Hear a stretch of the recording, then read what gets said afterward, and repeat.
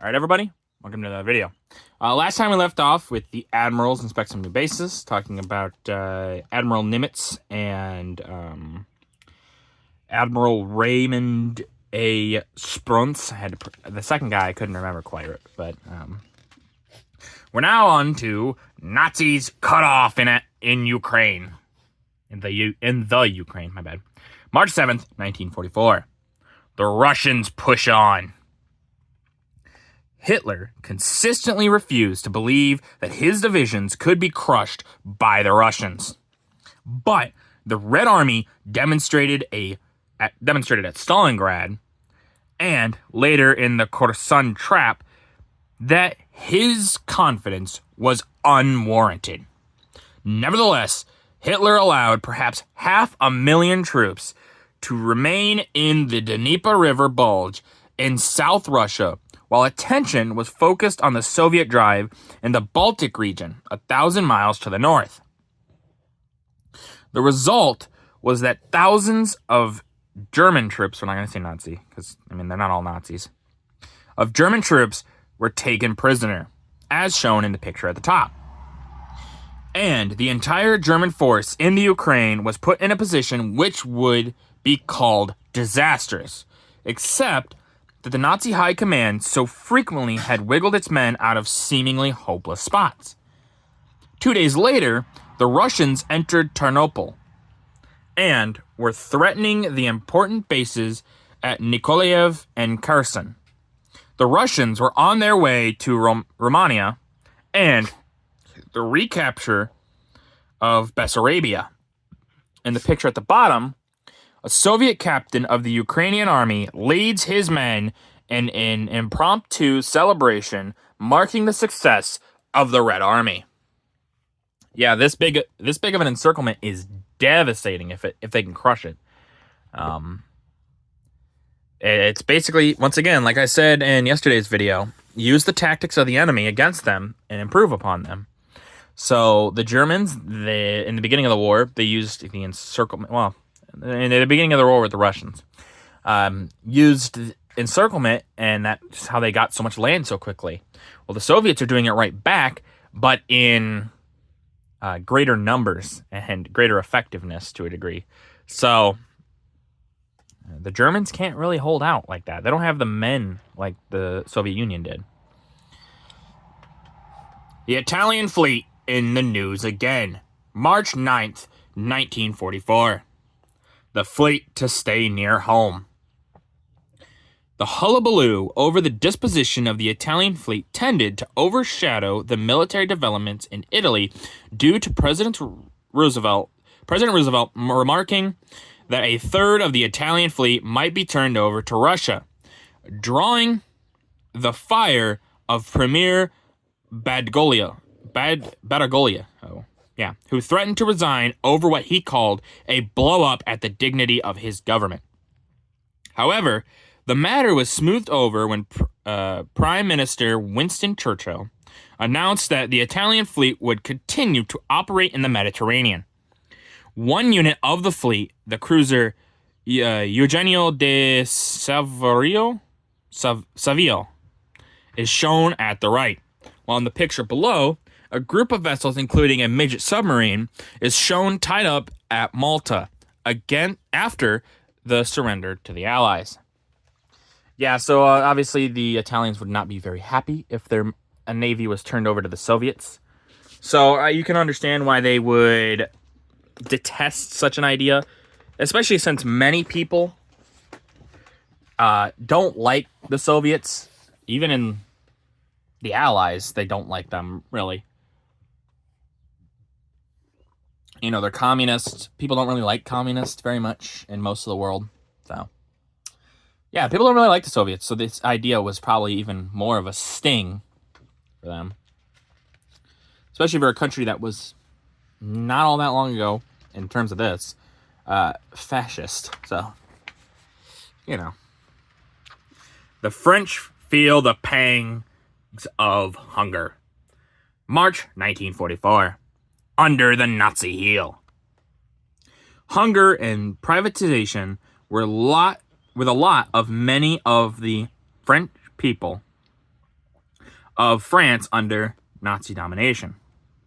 And thousands of children and old persons were unable to subsist on the sparse diet allowed by the Germans, who had taken over all but the bare necessities of life for their own use.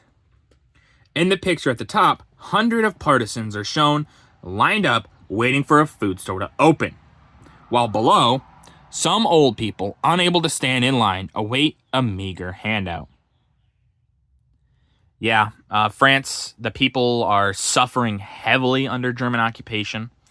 They're not getting the food they need. Like they said, kids, old peoples, not getting what they need. It's unfortunate.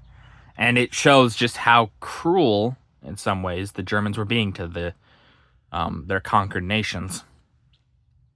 Obviously, part of Hitler's plan was kind of getting rid of old people, too. They were seen as inferior in some ways, which is kind of ironic, seeing as how, he's like 50 by the end of this war, so it's not like he's old, but he's not getting any younger. Like, everyone gets old, man. But, yeah. The end of a coup in Argentina. March 10th, 1944. A new president takes the reins. General Edelmiro J. Farrell left, this guy right here, assumed the office of President of Argentina on March 10th, following the formal resignation of President Pedro Ramirez, on the right here. General Farrell had been acting president of South American nation since February 25th, 1944. When the Argentinian colonels clique, known as the GOU, staged a coup early in the morning and forced the resignation of President Ramirez to prevent a declaration of war against Germany and Japan, which was scheduled to be issued last week of February. On March 1st, President Farrell and his government survived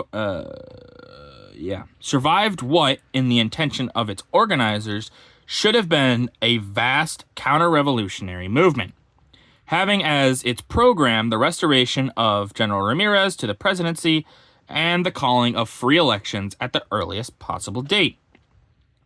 The entire Navy and a considerable part of the Army were to have participated in the coup, but because of a lack of coordination between units that should have risen,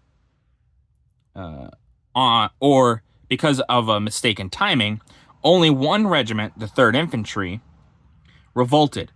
Then the regiment, seeing that it was unaided, surrendered without firing a shot.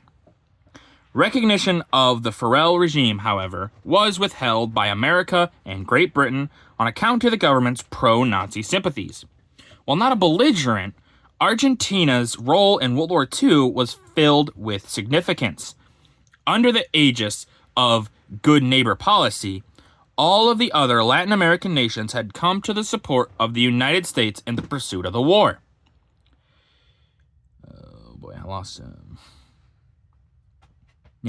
For years, Germany had been cultivating the friendship of the South American country, and sending her military experts to train Argentina's army, which came too closely to resemble the Wehrmacht.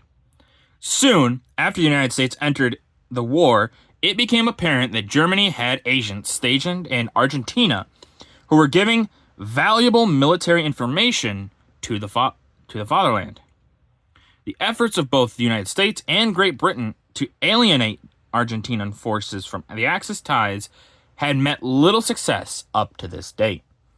So yes, obviously, Argentina's role in this war, like they said, not a belligerent, but it's still important. So, as many people probably know, there is a very wide and believed conspiracy that Adolf Hitler himself escaped to Argentina. Now, if he did or if he didn't, who's to say? We don't really know. We have what we assumed were his bones, and we still kind of assume they are. But, well, the Soviets had them. They're locked away now, and I don't remember where they are last time heard about it. But we had what were assumed to be his bones. There was some evidence that maybe they weren't, but who's to say? Either way, at this point, he would be dead. I mean, he'd be like over 100, I believe. Yeah, well over. So it does at this point, does it necessarily matter? Probably not. But there were a lot of at least military generals that escaped to Argentina. Even now, looking at the populations of Argentina, you can see a huge German uptick in population there. And if you look at census data, it kind of goes back to this war. So Argentina did play a big role. A lot of people escaped there. And it's kind of seen in their population numbers today.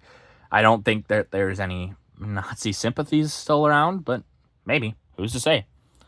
But with that, that's going to do it for this video.